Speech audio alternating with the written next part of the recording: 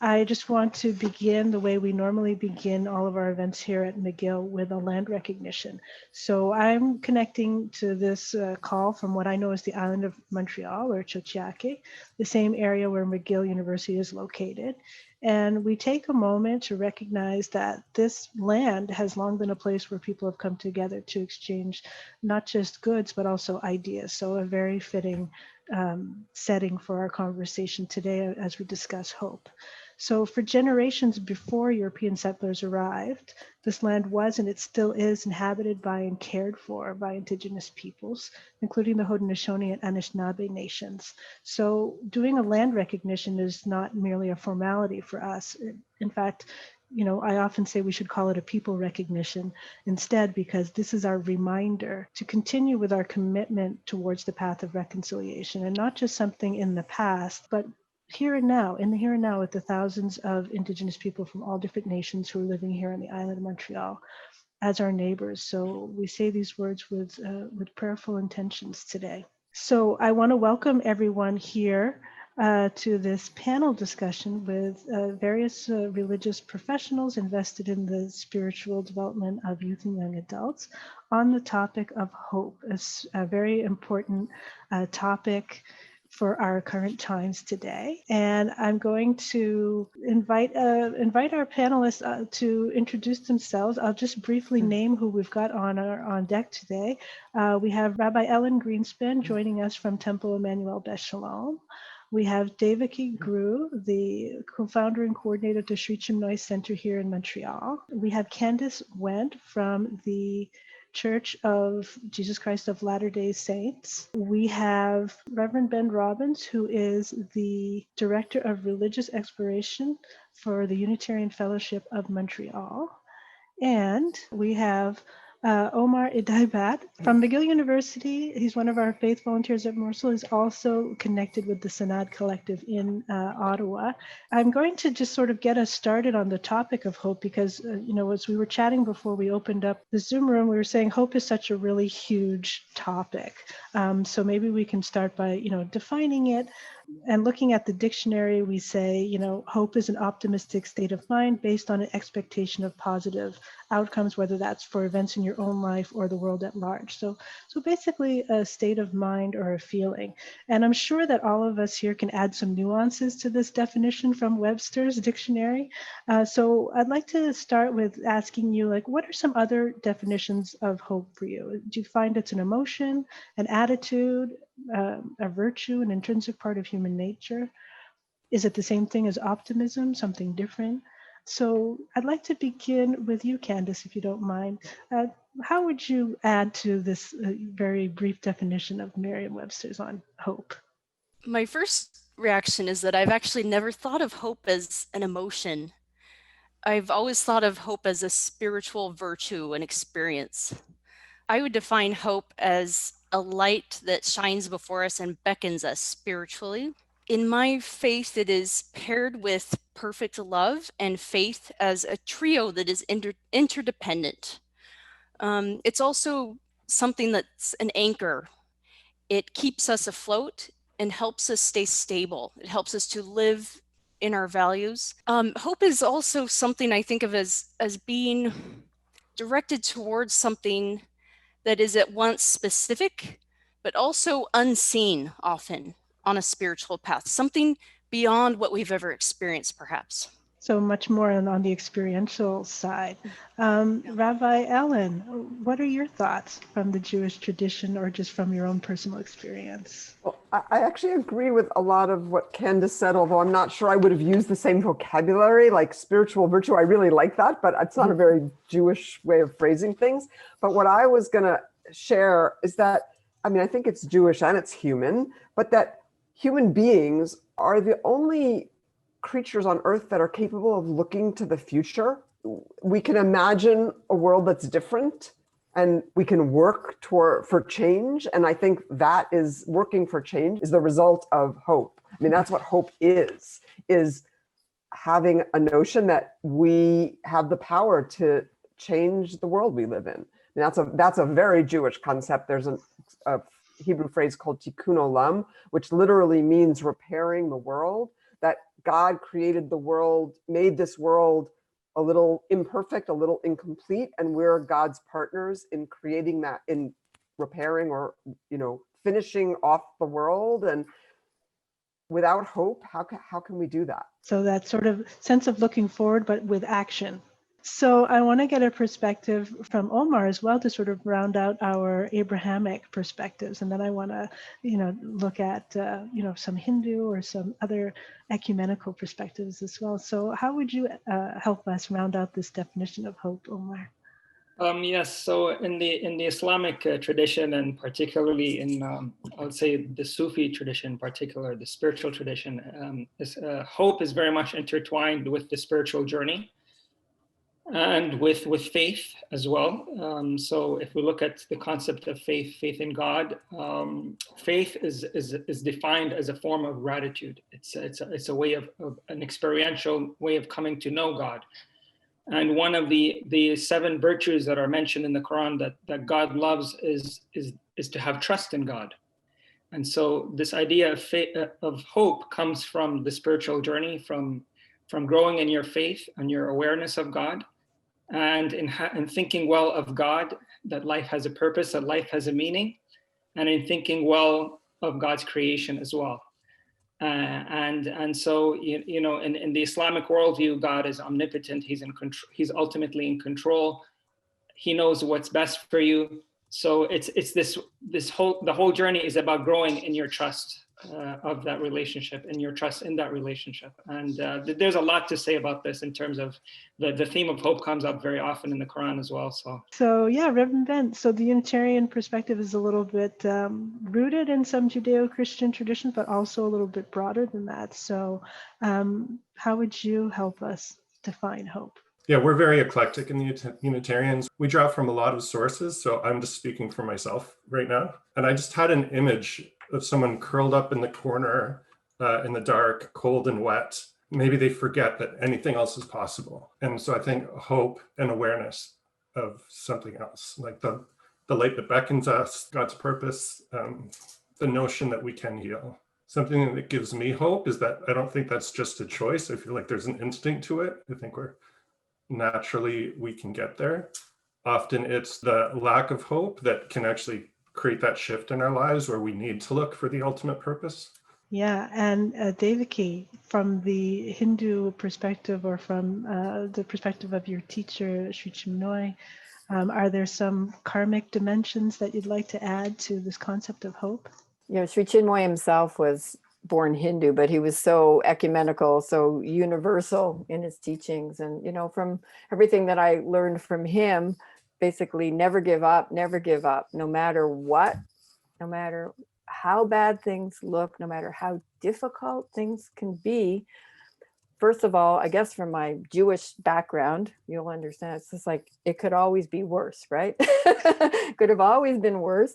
But from my basic spiritual background, it's like, look to the future and always stay positive, no matter how bad it is, and remain cheerful. This is the thing that I think I've learned the most, is to, don't focus on anything negative. The hope is always to stay positive, look forward, stay cheerful, and see the best in every possible situation. So that's a nice segue into my next question, which is looking a little bit more at, what are some other foundational writings or scriptures or stories that your faith says about hope, if anything, and where does hope fit into the structure of beliefs and behaviors? The Hebrew Bible is, particularly the first 5 books, what we call the Torah, is really a document of hope. Like, there's no end. Like, each sort of time you think the story is going to wrap up, it doesn't. There's another, Abraham goes, is told, actually in last week's Torah portion,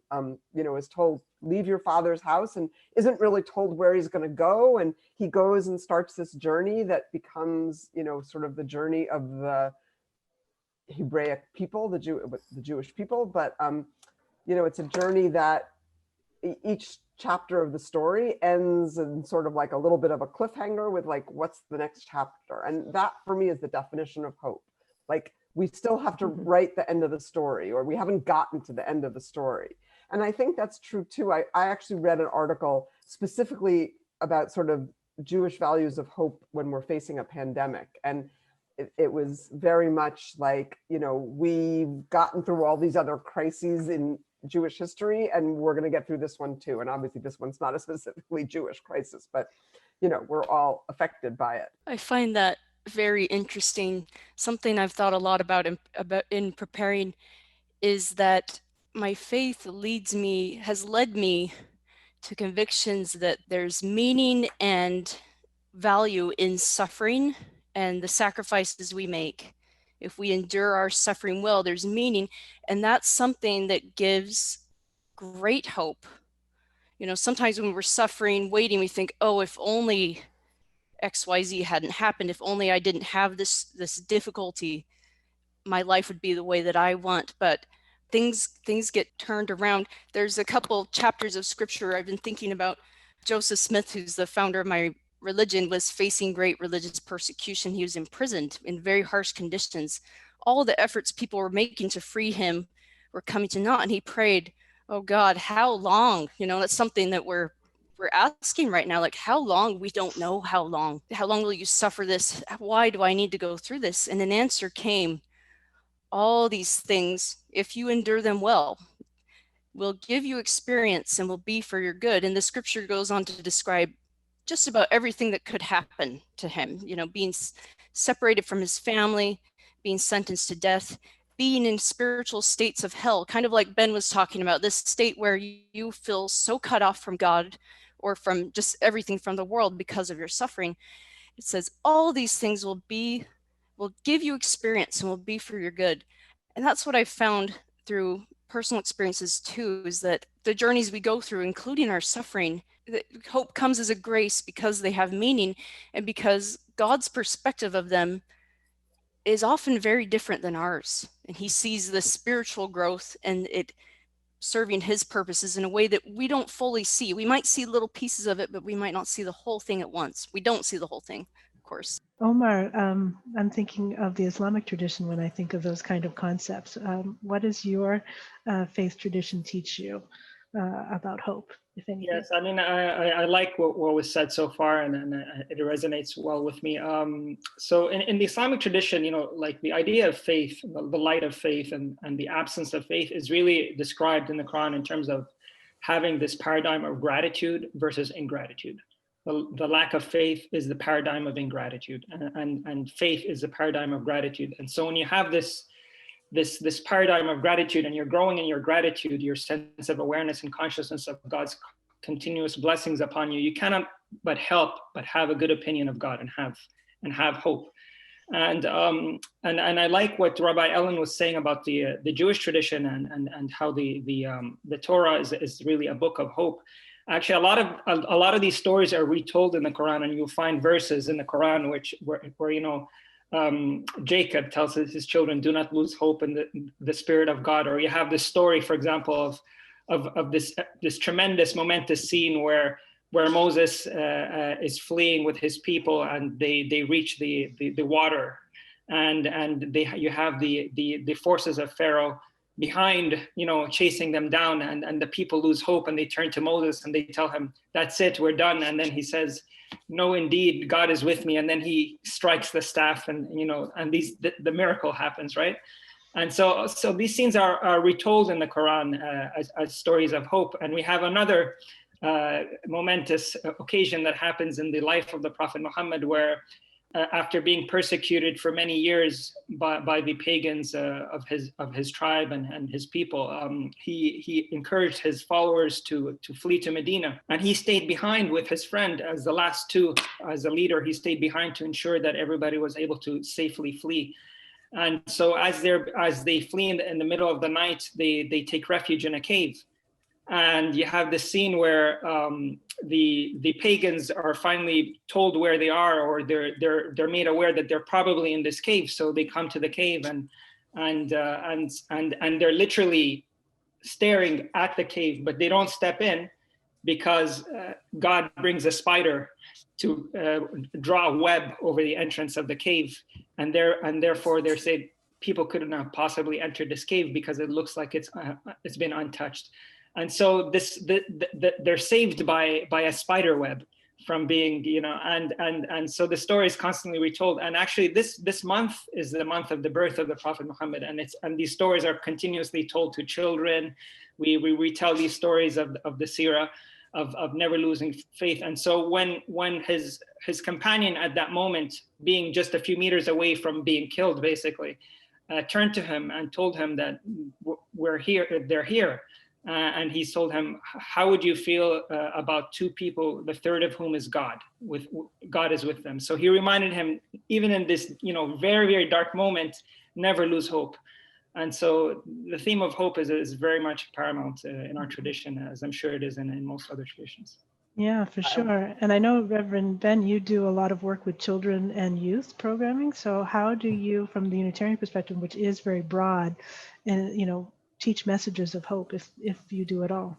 One thing I really like is helping young people find voices by other young people. So there's this fabulous book we have. It's called Becoming. Anyway, it's called Becoming, a Spiritual Guide for Navigating Adulthood. I just wrote down 3 sentences from it. I'm not going to read whole poems, but just 3 sentences. Leslie Takahashi says, listen, a wisdom within you calls to a wisdom beyond you.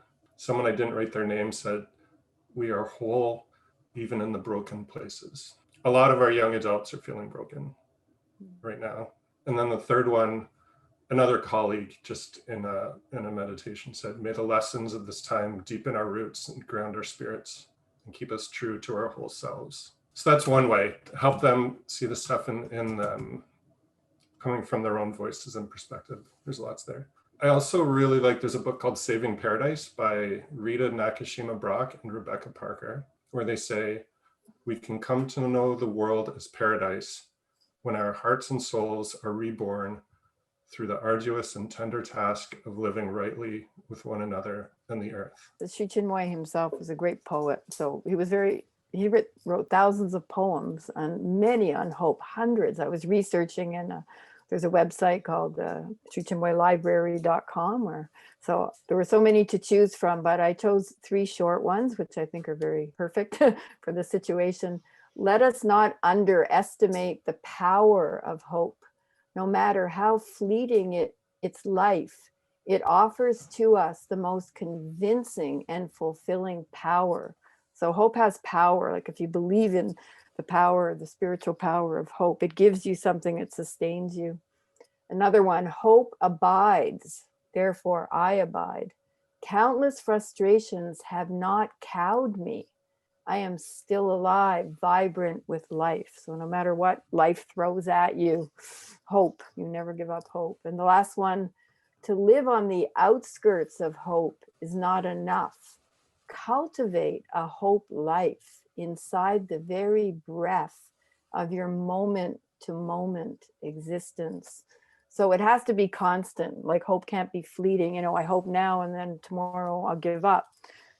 Through our meditation and through our prayers and through our experiences in life, we realize that hope has to be with us at every minute, and something that again also it inspires other people. So if you stay hopeful, you're going to give hope to other people, like positive feeling. You spread your positive feeling to somebody, and then they'll spread it to somebody else, and they'll spread, like the youth, like those beautiful things that the kids say. It's so inspiring, and they share it with the other kids. So instead of focusing on the negative and on the lack of hope, they'll focus on the hope aspect and then continue forward with that. So Exactly. Rabbi Ellen, looked like you were wanting to say something.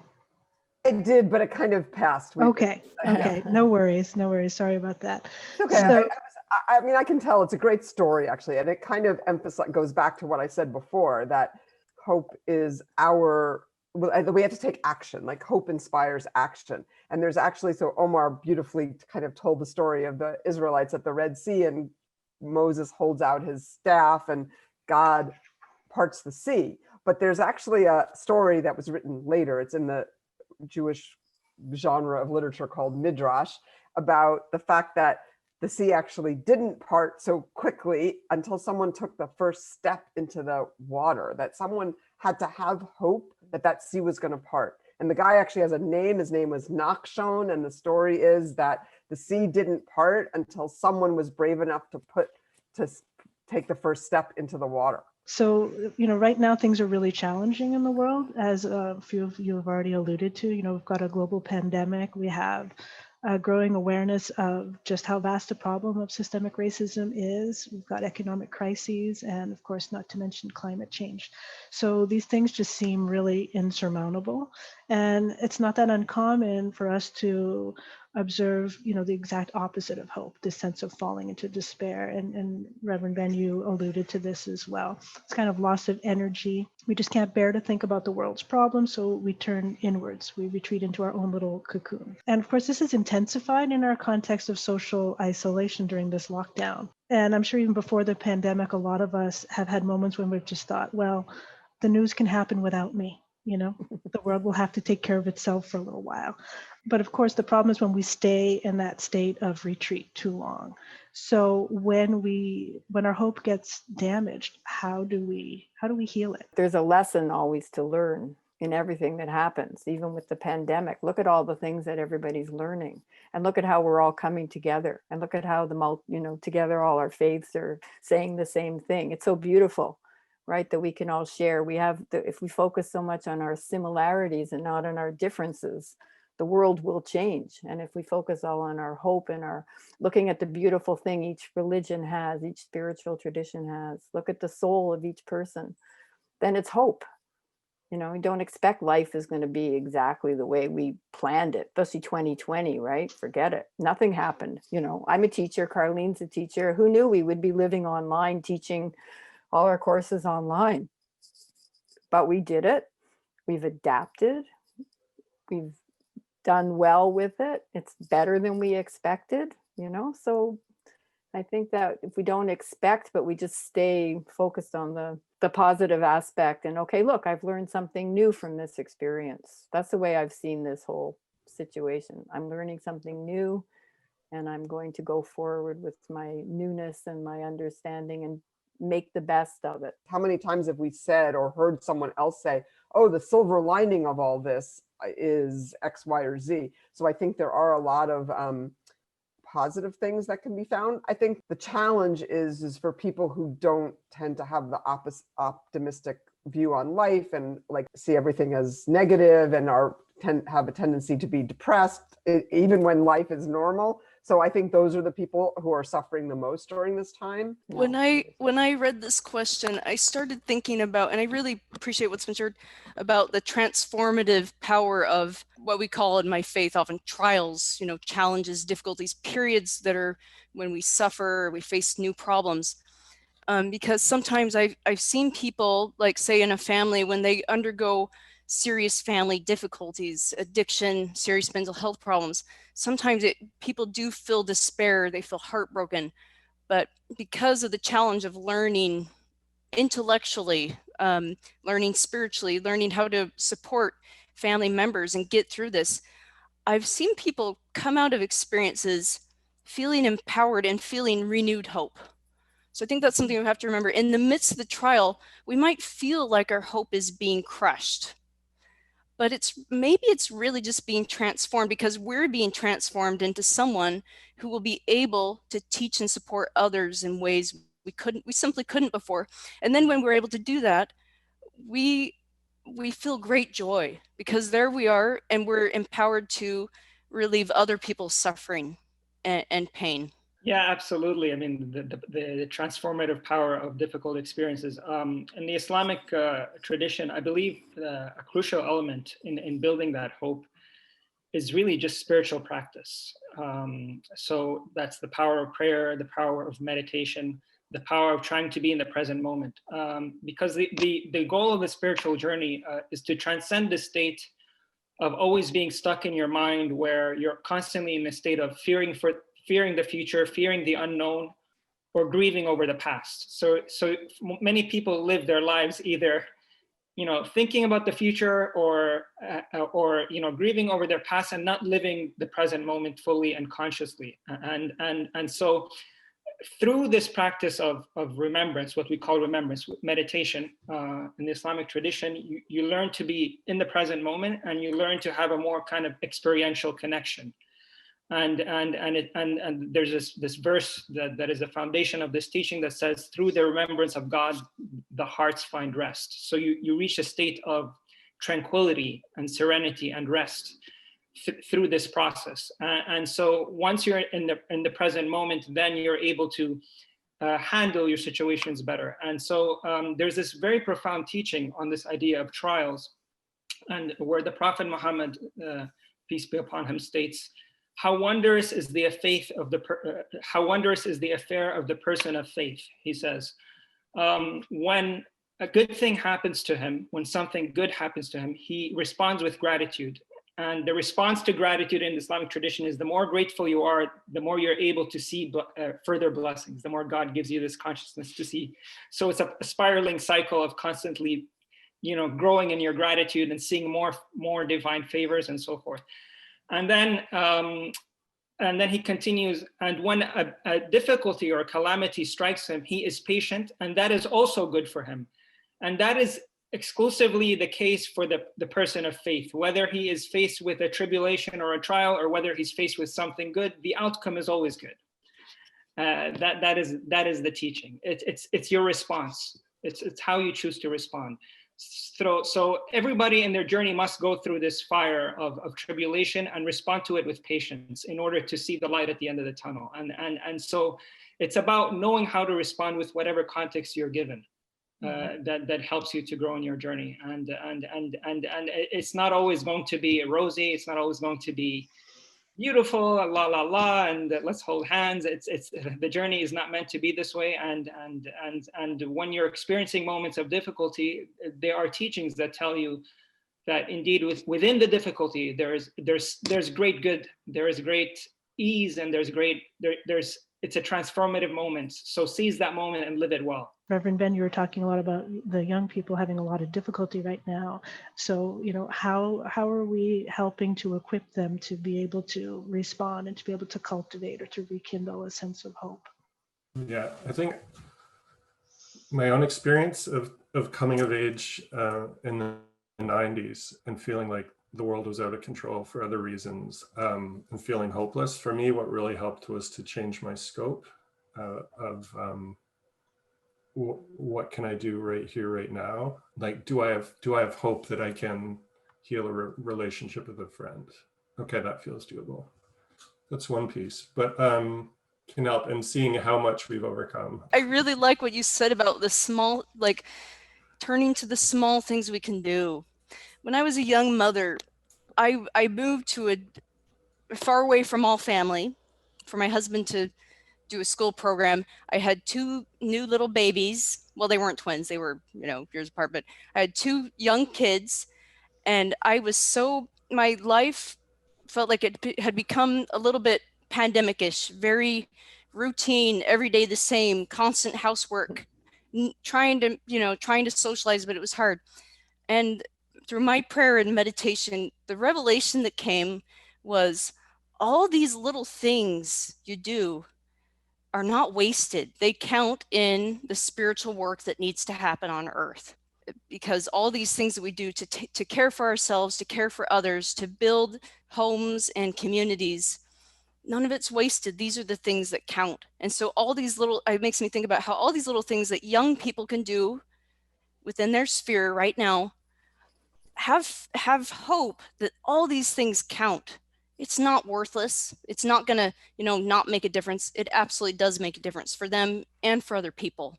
Every contact they make, every effort they do to take care of themselves at this time. Getting together and singing, I don't know, there's a song, we're rising up like a phoenix from the fire, just acknowledging we've been burned, but we're still gonna spread our wings and fly higher. Music is so powerful. And just gatherings, the number of people who just want to spend time together and drink a cup of tea together and feel whole again in that way. We can create a moment of grace. So a couple of years ago, there was an article in Psychology Today that listed 7 downsides of hope. And was kind of surprising to me to see this article because, generally we think hope is such a positive thing. So how could there possibly be a downside? But this article was saying that, unless hope is grounded in realism, then it can be bad for us. It could be like whistling in the dark, relying on wishful thinking, and this can just leave us unprepared for negative outcomes. It can disempower us and set us up for disappointment and defeat. So my question is it imperative to ground hope in realism? Or are there some situations where even if we know that we might not get the outcome, that it's still worth striving? I think maybe if like all of us, if everybody took some time for inner reflection every day, some time to meditate, pray, they would feel the constancy of a hope no matter what happens. But most people don't do that. They just go on living their life and just think everything's going to happen one way or another. But maybe if somehow more people could feel the inspiration to, as Sri Chinmoy used to say, dive deep within. If you do that, you'll really feel and know inwardly that there is always hope. You'll have an inner peace, and that inner peace will give you something that strengthens you. But unfortunately, so many people, they don't go that route yet, or they don't know that route. I mean, we all do here. We realize how important our faith is and how important it is to pray, to meditate, to go deep within. If we could have somehow inspire more people to take a few minutes every day for inner reflection or meditation or whatever you want to call it, I think more people would have a more positive way of coping with that very situation of not having enough hope. I think that's really interesting. I certainly think that there can be times when, like say with a disease, we look for a quick solution. For example, I've been having some chronic pain, and there's not one clear, there's no cure, there's not one clear solution, but someone might say, oh, this might help. And then I might get too much hope. Like, oh, maybe this is going to cure me because I just am so desperate to have some hope, right? So I think that's the kind of thing that maybe that article is warning about, putting hope maybe too quickly and too easily into too much hope into one thing that maybe we need to be a little bit more careful with. So I think the important thing is to stay curious and to keep re-anchoring your hope. Even as a religious person, maybe I have one idea about what Jesus Christ or Heavenly Father is like within my faith. And maybe I need to keep learning, keep studying, and keep re-anchoring my hope in the way that they reveal themselves to me through my prayer and study. Milda put in the chat that one of the most influential books she ever read was Man's Search for Meaning. And that leads me to I was waiting for the right moment to share this, but I have a quote from Elie Wiesel, actually, who's also a Holocaust survivor. Viktor Frankl, who wrote Man's Search for Meaning, was a Holocaust survivor, and the book directly came out of his experience in a concentration camp. So the quote from Elie Wiesel, and this again focuses on the fact, I mean, I wanted to answer your question about respond to that Psychology Today. I didn't know where your question came from. So now that I know you read an article, I didn't see that article, but yes, I think that when we're hopeful, it can definitely, it can lead to disappointment. But I think the flip side, the opposite of hope is despair, and to live a life of despair is very sad. So I want to always look towards the future and think that the future could be brighter. So Elie Wiesel said, one must wager on the future. I believe it is possible, in spite of everything, to believe in friendship in a world without friendship, and even to believe in God in a world where there has been an eclipse of God's face. We must not give in to cynicism. To save the life of a single child, no effort is too much. To make a tired old man smile is to perform an essential task. To defeat injustice and misfortune, if only for one instant, for a single victim, is to invent a new reason to hope. One thing I would like to bring up too is how much strength and hope can be found through learning about our ancestors, even our grandparents. That strengthened me. My grandparents lived through World War II. My grandfather helped build ships and airplanes for the U.S. Navy and Air Force. And I have a story from my grandmother, because it was an incredibly hard time for her. She had a major mental breakdown, and she wanted to know, and that impacted her for years. But she wanted to know why do I feel this way? Why can't I feel normal and well like others? She had very bad depression and social anxiety. She went into a closet to pray that was dark, and she had a spiritual experience in which she saw light, and heard a voice tell her, someday beyond this life, you will see as clearly as you see the objects in this room why you need to go through these trials during this life. And it makes me think about how the meaning of what we're going through, and it's the growth that it can allow us to have, and the compassion, the love, the understanding. It's something we can begin to understand, but it escapes us. Even at the end of our lives, this will escape us, and it might be something we continue to learn, depending on how we perceive our spiritual path. And that's something that strengthened me. And we all have stories in our families that can strengthen us because of what others have gone through. In our tradition, actually, when we think of hope, it's actually always described as half the picture. So hope is great, but hope on its own will not get you there in the journey. So there's this beautiful saying that is captured by Ibn al-Qayyim al-Jawziyya, one of the great sages of the tradition. He said that the heart is like a bird, love as its head, and its two wings are hope and fear. So in our tradition, hope must always be complemented by this idea of fear. So the human being is very hopeful of God's mercy. And we have this tradition where, God's mercy precedes his wrath. And that the mercy is ontological and intrinsic to the light of God, whereas, God's justice is something that is meted out on occasion. But the idea is that the human being, by their very nature, are accountable. This life, you are accountable for your actions. You're accountable for your well-being and for the well-being of those around you. And there are consequences for the choices that you make. And so as long as you view yourself in this state of accountability, and you're constantly conscious of your actions and the damage that they can do, and you have this sense of fear of divine justice, you have this sense of reverence, then you will be able to, you will be forgiven for whatever faults that you may have. You will be forgiven, and you'll always you will be given a way out by whatever difficulties you face. But that second dimension is always important to have. So the wings of fear and hope. It's never really just about just being very hopeful in a kind of very blind and wishful way.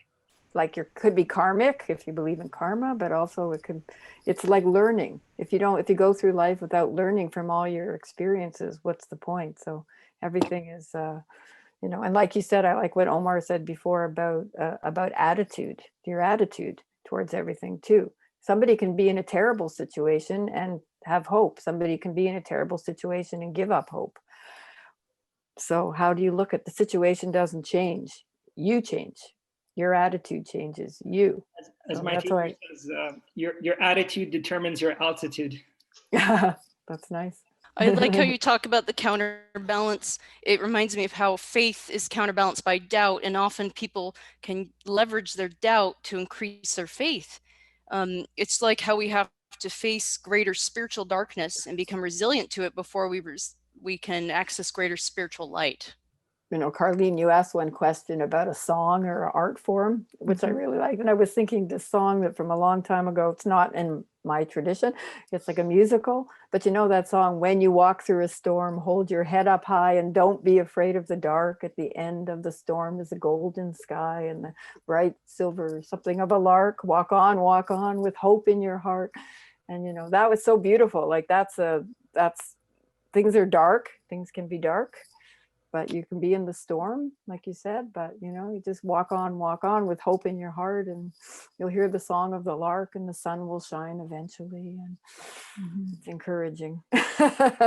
Yeah, that's a great segue. I wanted to get to that sort of, visualization, or just kind of away from the more intellectual things. And, what are some symbols of hope for you, or songs, or, is is it the rainbows we see in the windows? Is it, a little seedling sprouting in the springtime? What are some of those things that, you can visualize, or music that you hear that renews your hope, your sense of hope?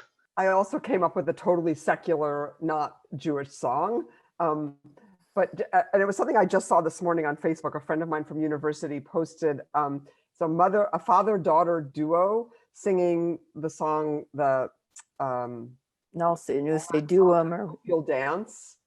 And it's a beautiful prayer that I hope that you'll have hope in this world, and that you'll choose to dance and not to sit on the sidelines. And it's a very hopeful song. I was just going to see if I could find the link on YouTube, and I'll post it in the chat.